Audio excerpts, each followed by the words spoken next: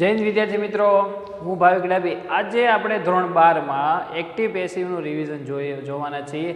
આજે આપણો ટેન્સ છે પેસિવ માટે પરફેક્ટ પાસ્ટ ટેન્સ, પૂર્ણ ભૂતકાળ. બરાબર, ક્રિયા પૂરી થઈ ગઈ છે, પૂર્ણ થઈ ગઈ છે, એનો આપણે પેસિવ જોવાનું છે. હકાર નકારને પ્રશ્ન જોવાનો છે.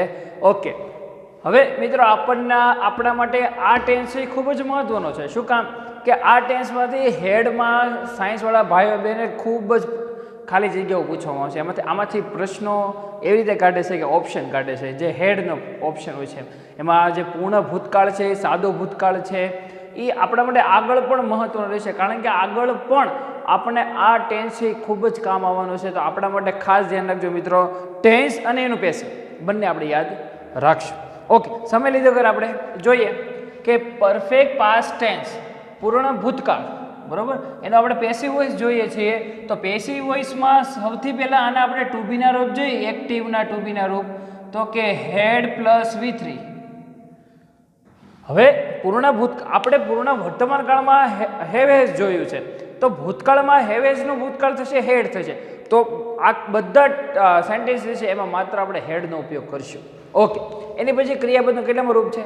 ત્રીજો રૂપ છે, ભૂતકૃદંતનો રૂપ છે. એને ઇંગ્લિશમાં કહીશું આપણે પાસ્ટ પાર્ટિસિપલનું રૂપ કહીશું. મિત્રો ખાસ ધ્યાન રાખજો કે જ્યારે પણ આપણે પેસિવ બનાવે છે ત્યારે આપણે માત્ર V3 નો ઉપયોગ કરીએ છીએ.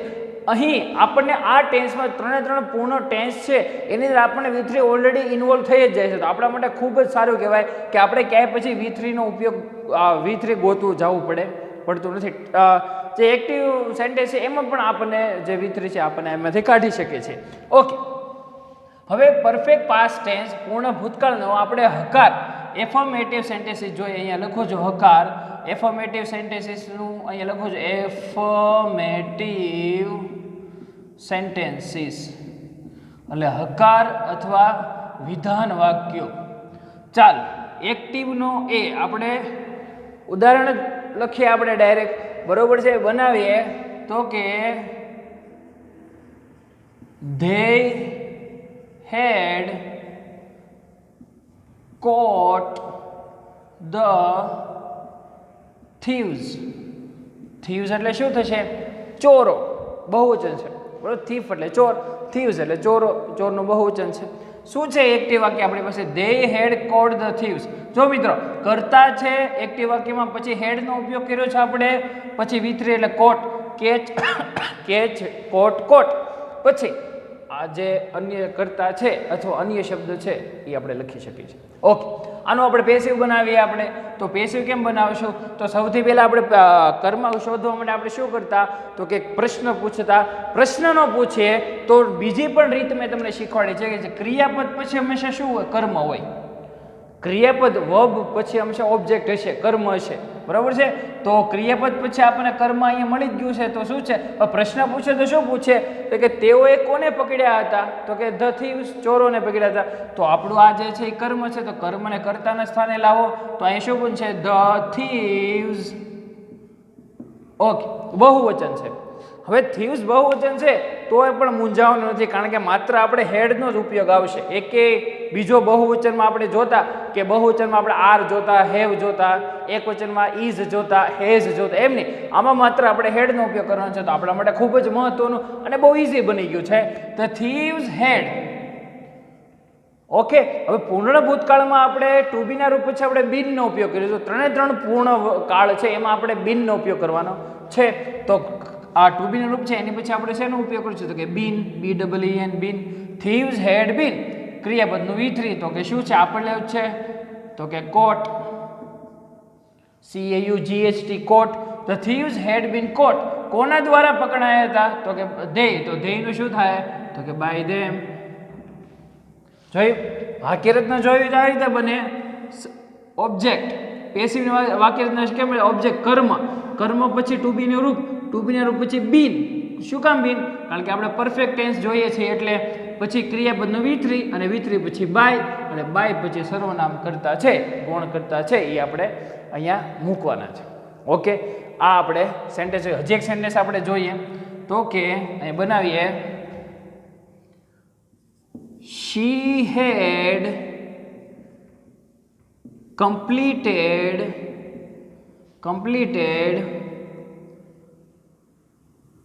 Work on time. તેણીએ કામ સમયસર પૂર્ણ કર્યું. બરાબર, કમ્પ્લીટેડ એટલે પૂર્ણ કરવું. ઓકે, અને પેસિવ બનાવશું. ચાલો, તેણીએ સમયસર શું પૂર્ણ કર્યું? તો શું આવે જવાબ? વર્ક આવશે. હવે બીજું, આપણે ક્રિયાપદ પછી શું છે? અહીં ક્રિયાપદ છે, એની પછી આ કર્મ વર્ક આવી ગયું છે. આ તો અન્ય શબ્દ છે. ઓકે, તો શું મૂકશો? વર્ક. અહીં મૂકશો આપણે વર્ક. બરાબર છે. વર્ક પછી ટુ બી નું રૂપ હેડ. હેડ પછી આપણે કોનો ઉપયોગ કરવાનો? તો કે બીનનો ઉપયોગ કરવાનો છે. BEEN, બીન. બરાબર છે. બીન. બીન પછી ક્રિયાપદનો V3 અહીં રહ્યું, તો આપણો અહીંયા છે તો કે કમ્પ્લીટેડ. કમ્પ્લીટેડ. વર્ક હેડ બીન કમ્પ્લીટેડ. કોના દ્વારા? તો કે શી નું શું થશે? તો કે બાય હર, અને અન્ય શબ્દ એની બરોબર પાછળ મૂકી દેવાનો છે. આપણો જવાબ બની ગયો. જોઈ, બધા સેન્ટેન્સમાં આપણે આવી રીતે ચાલવાનું છે મિત્રો. તો ખાસ ધ્યાન રાખજો. આપણે મિત્રો હેડ છે એ તમે બહુવચન લ્યો કે એકવચન લ્યો, કોઈ પણ કર્મ એકવચન કે બહુવચન, એની સાથે આપણે માત્ર હેડનો ઉપયોગ કરવાનો છે. અને હેડ પછી આપણે શેનો ઉપયોગ કરવાનો? તો કે બીનનો ઉપયોગ કરવાનો છે. BEEN, બીન. અને બીન પછી તો કે ક્રિયાપદનો V3. ક્રિયાપદના V3 પછી આપણે બાય પ્રિપોઝિશન છે તે, પછી સર્વનામ કરતા, અને પછી અન્ય શબ્દ. આવી રીતે આપણે વિધાન વાક્ય જોયા. બરાબર છે. હવે આપણે આનો નકાર જોઈએ. ચાલો આને આપણે દૂર કરીએ. નકાર સેન્ટેન્સીસ જોઈએ આપણે હવે.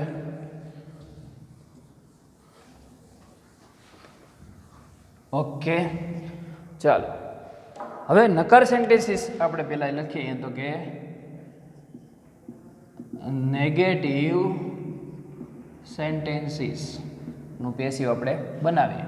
તો સૌથી પહેલા એક્ટિવ વાક્ય લખીએ. તો આપણે જે હમણાં વિધાન હતું એને જ આપણે નકાર બનાવીએ. તો કે they had not caught the thieves. thieves એટલે ચોરો. તેઓએ ચોરોને પકડ્યા ન હતા. તેઓએ ચોરોને પકડ્યા ન હતા. બરોબર છે. તેઓએ ચોરોને પકડ્યા જ નહોતા. હવે આનો આપણે નકારનું આપણે પેસિવ નકારમાં જ બનાવવાનું છે. તો આપણે પેસિવ બનાવીએ. તેઓએ કોને પકડ્યા ન હતા, અથવા ક્રિયાપદની પાછળ અહીંયા કર્મ આવ્યું. બરોબર છે. તો કોને પકડ્યા? The thieves. તો અહીં લખશું આપણે ધ થીવ્સ. ઓકે, ચાલો એની પછી ટુ બી નું રૂપ તો કે હેડ છે. હેડ પછી આપણે તો કે નકાર, કારણ કે આપણે યાદ છે પૂર્ણ વર્તમાન કાળમાં આપણે જોયું છે કે હેવેસ પછી આપણે નોટ મૂકવાના, નોટ પછી આપણે બીનનો ઉપયોગ કરવાનો, અને બીન પછી આપણે V3 નો ઉપયોગ કરવાનો છે. તો ધ થીવ્સ હેડ નોટ પછી આવશે BEEN, બીન. બરોબર છે. અને બીન પછી આપણે ક્રિયાપદનો V3 તો કે ઓલરેડી આપેલું છે. તો કે CAUGHT કોટ. કોના દ્વારા પકડ્યા ન હતા? તો કે ધે. તો ધે પછી V3 પછી બાય, અને બાય પછી તો કે સર્વનામ કરતા કોણ છે? તો કે ધેમ. બરોબર છે. The thieves had not been caught by them. હવે હજી એક સેન્ટેન્સ જોઈએ આપણે નકારનું. ચાલો બનાવીએ. She had not finished her work. Okay, આ વાક્યનું આપણે પેસિવ બનાવીએ. હવે જોજો મિત્રો, ખાસ ધ્યાન રાખજો. She had not finished her work. તેણીએ તેનું કામ પૂર્ણ કર્યું નથી. અથવા સોરી, તેણીએ તેનું કામ પૂર્ણ કર્યું ન હતું, કારણ કે આપણે ભૂતકાળ જોઈએ છે. તેણીએ તેનું કામ પૂર્ણ કર્યું ન હતું. તો હવે આપણે ખાસ અહીંયા મૂંઝાવાનું નહીં, કારણ કે અહીંયા આ શી છે, આ એનું જ છે. તેણીએ તેનું એટલે એક જ કરતા દર્શાવવાના છે. બરોબર છે.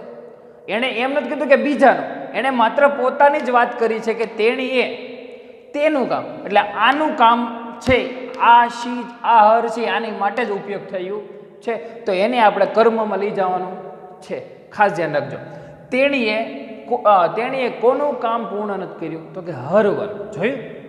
હવે બીજું અહીંયા ક્રિયાપદ પછી જોઈએ કર્મ. બરોબર છે. તો એને સાથે જ લઈ લેવાનું. હવે જોજો કેમ બને પેસિવ. ખાસ ધ્યાન રાખજો. તો કે પેલા લાવો હર વર્ક, પછી તો કે હેડ, અને હેડ પછી નકાર છે તો કે નોટ, અને નોટ પછી આપણે કોનો ઉપયોગ કરીએ? તો કે બીનનો ઉપયોગ કરીએ. તો been. Her work had not been. ક્રિયાપદનું V3 ઓલરેડી આપેલું જ છે. Finished. Her work had not finished. કોના દ્વારા? તો કે by her. Her work had not been finished by her. તેના દ્વારા તેણીનું કામ થયું નથી. આનું ગુજરાતી આ થયું. તેનું કામ તેણીના દ્વારા થયું નથી. બરોબર છે? તો ખાસ ધ્યાન રાખજો મિત્રો, કારણ કે આવી રીતે પણ સેન્ટેન્સ પૂછાઈ શકે છે, તો આપણે ખાસ ધ્યાન રાખવાનું છે. ઓકે, આને આપણે દૂર કરીને આપણે હવે ઇન્ટરોગેટિવ સેન્ટેન્સ જોઈએ, પ્રશ્નાર્થ વાક્ય જોઈએ, અને આપણું લાસ્ટ છે, કારણ કે આપણે આવા સાદા ડુએસ ડાયરેક્ટેડમાં પેસિવ વોઇસમાં પૂછાય છે. ઓકે, આપણે જોઈએ આગળ. ખાસ ધ્યાન રાખજો, જ્યારે બે કર્તા હશે ત્યારે તમારે ચેન્જ કરો, પણ જે કર્તા છે એ કર્તાનું પોતાનું જ ગૌણ સ્વરૂપ આપેલું હોય તો તમારે એમાં ચેન્જીસ કરવાનો હોતો નથી. ઓકે, હવે આપણે જોઈએ છે ઇન્ટેરોગેટિવ સેન્ટેન્સીસ, એને આપણે દૂર કરીએ. તો કે ઇન્ટેરોગેટિવ સેન્ટેન્સીસ, પ્રશ્નાર્થ વાક્યો. બરોબર છે? ચાલો આપણે આનું બનાવીએ, કંઈક બનાવીએ. હેડ યુ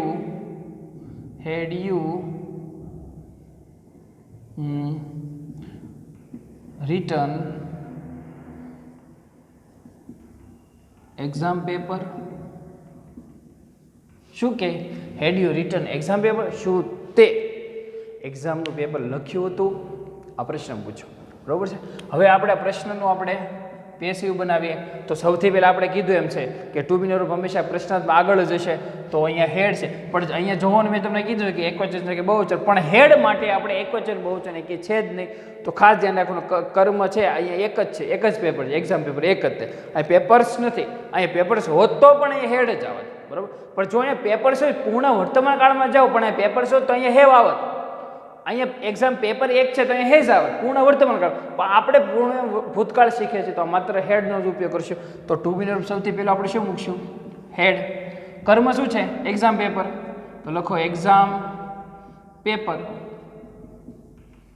હેડ એક્ઝામ પેપર. બરોબર છે? પછી તો કે આપણે બીનનો ઉપયોગ કરીએ છીએ. આપણે પૂર્ણ વર્તમાન કાળમાં જોયું છે ટુ બી રૂપ કર્મ પછી બીન, અને બીન પછી ક્રિયાપદનો V3 આવશે. તો શું છે? Return. Had exam paper, had return you, ક્રિયાપદનો V3 પછી બાય, અને બાય પછી તો કે યુ, અને એક ભૂલવાનું નહીં, શું? પ્રશ્નાર્થની નિશાની. બરોબર છે? આ સેન્ટેન્સ જોયું, ફરી વખત જોઈ.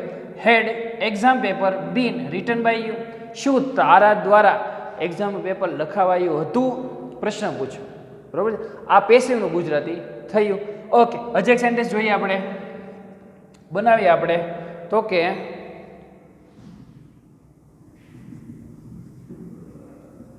ખુશાલી, સોરી પહેલા પ્રશ્નાર્થ બનાવવાનો છે. Okay, head Khushali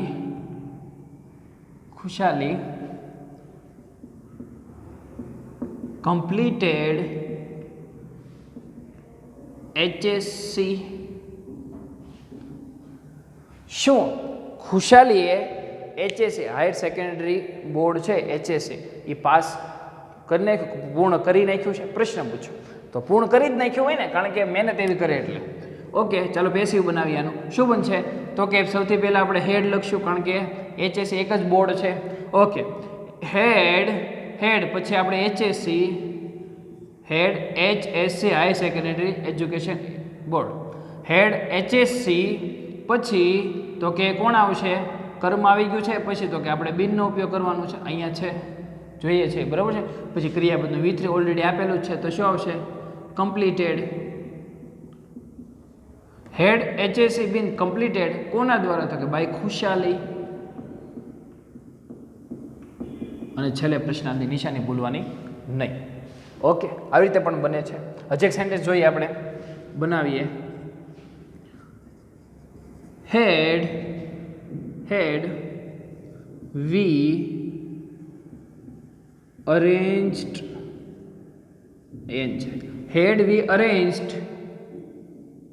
the birthday party. પ્રશ્ન છે શું આપણે બર્થડે પાર્ટી છે એ ગોઠવી હતી? પ્રશ્ન પૂછ્યો શું આપણે બર્થડે પાર્ટી છે એ ગોઠવી હતી? તો પેસિવ શું બનશે મિત્રો? તો ખાસ ધ્યાન રાખજો. તો સૌથી પહેલા આગળ મૂકશું હેડ. શું કામ કે બર્થડે પાર્ટી એક જ છે, બહુવચનો તો પણ હેડ આવે. ચાલો આ ક્રિયાપદ પછી અહીંયા ઓલરેડી આખું કર્મ આપેલું છે. તો હેડ ધ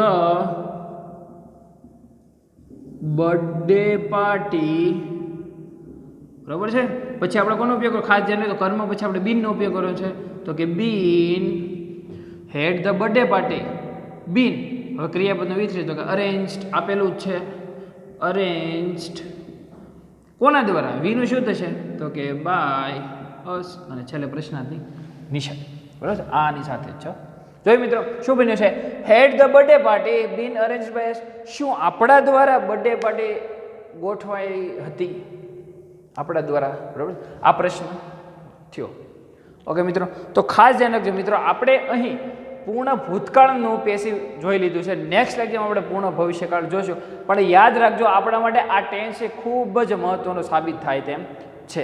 તો તમે પ્રેક્ટિસ કરજો. અને બીજું કાંઈ હું તમને એક હોમવર્કમાં પણ એક સેન્ટેન્સ આપી, તમારે સેન્ટેન્સનું મને કમેન્ટમાં જવાબ દેવાનો છે. તો બધાએ ફરજિયાત કમેન્ટમાં મને જવાબ દેવાનો છે. ચાલ આપણે બનાવીએ. હોમવર્કમાં એક સેન્ટેન્સ આપું છું તમને એક્ટિવનો, એ બનાવીએ આપણે. તો કે ના પ્રશ્નાર્થ નથી દેવો. ઓકે હાલો. ભાવિક સર હેડ નકારમાં પણ દેવું, એકદમ વિધાન વાક્ય. ભાવિક સર હેડ taught, TAUGHT, taught English. ચાલો આનું તમારે મને પેસિવ બનાવીને દેવાનું છે કમેન્ટમાં. ભાવિક સર હેડ taught English. ભાવિક સરે ઇંગ્લિશ શીખવાડ્યું હતું. આનું તમારે મને પેસિવનું એક સેન્ટેન્સ છે એ તમારે કમેન્ટમાં મને જવાબ દેવાનો છે. અને હું તો એવી આશા રાખું બધા લોકો છે કમેન્ટમાં મને જવાબ આપે, જ્યાંથી મને ખબર પડે કે મેં શીખવાડ્યું છે તમને કેટલું આવડ્યું છે. ઓકે મિત્રો, ત્યાં સુધી તમે પ્રેક્ટિસ કરજો. નેક્સ્ટ લેક્ચરમાં આપણે ફરી વખત પૂર્ણ ભવિષ્યકાળ લઈને મળશું. જય હિન્દ, જય ભારત.